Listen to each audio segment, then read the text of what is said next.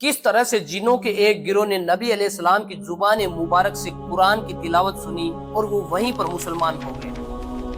مکہ میں مشرکوں کا ظلم حد سے زیادہ بڑھ گیا تھا۔ نبی علیہ السلام اسلام کی دعوت لے کر طائف شہر کی طرف گئے۔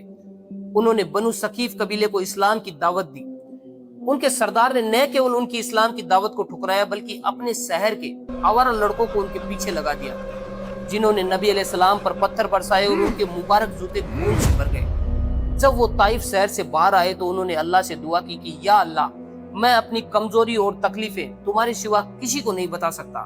اور ترنت جب جبریل علیہ السلام پہاڑ کے فرشتوں کے ساتھ وہاں آئے، انہوں نے کہا کہ اگر آپ حکم دیں تو طائف شہر کے دونوں طرف بنے ہوئے پہاڑوں کو آپس میں چپکا کر ملا کر اس قوم کو یہیں پر ختم کر دیا جائے۔ رحمت للعالمین صلی اللہ علیہ وسلم نے فرمایا کہ نہیں، ان قوموں میں آنے والی ایسی نسلیں پیدا ہوگی جو اللہ کی عبادت کرے گی۔ اور وہ اس سفر میں آگے بڑھ گئے۔ وہ نخلا نام کی ایک گھاٹی میں رکے۔ وہاں رات میں انہوں نے نماز پڑھی اور قرآن کی تلاوتیں فرمائی۔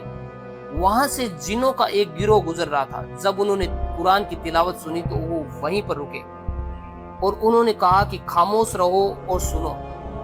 قرآن کی تلاوتوں کا ان پر ایسا اثر ہوا کہ وہ وہیں پر مسلمان ہو گئے۔ انہوں نے اپنی قوم کو جا کر اسلام کی دعوت دی۔